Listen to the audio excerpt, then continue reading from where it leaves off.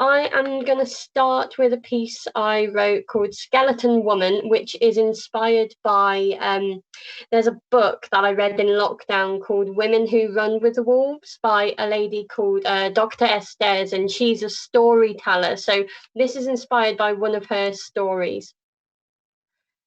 Casting out to a grey-faced sea, he catches her. Hook latching bone, out of the waves, she rises. Ribcage cabinet of deep antiques, barnacles bind to columns of spine, and a gleaming shell where a heart once beat. She smiles wide, seaweed between teeth.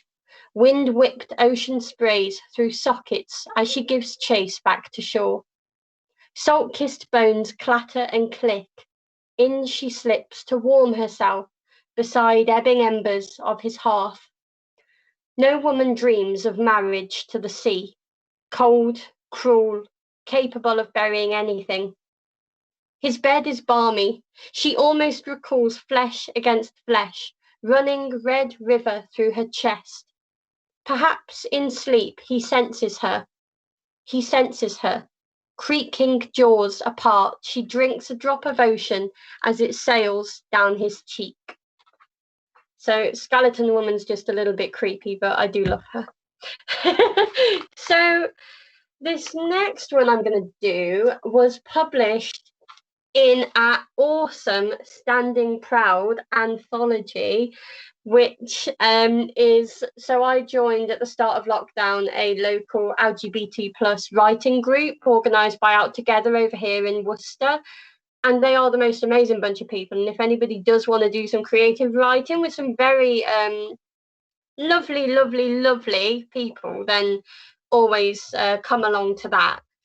But this is one I had published, and I wrote this for my partner. I'll give her a shout out. That's Emma. And this was kind of in the midst of the whole J.K. Rowling having her say on trans issues.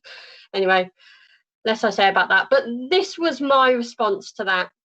And I called it, You Won't Even Know I'm There. You are transforming.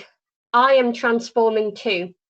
I am now the dial on a universal control that turns down the debate about your very existence on every television, social media space, and radio show in every home. I mute the faceless masses who have so much to say on something that concerns them in such a small way. I am now a magical anti-exhaustion pill for all of the above. And I am now your shadow. And I am with you, facing any painful bathroom challenge, any ignorant, drawn-out stare, and spat syllable in every purposeful sir. I'm now a force field that keeps your hair perfectly in place when a careless wind wings in, and I'm the glow that lights you when a kind cashier compliments your nails. You don't ask for my protection, and I know you don't need me really, but I promise you won't even know I'm there. Thank you. So this next poem, I wrote this for my partner, and it's a bit, I'm not one for romance usually, but it's a bit of a sweet one.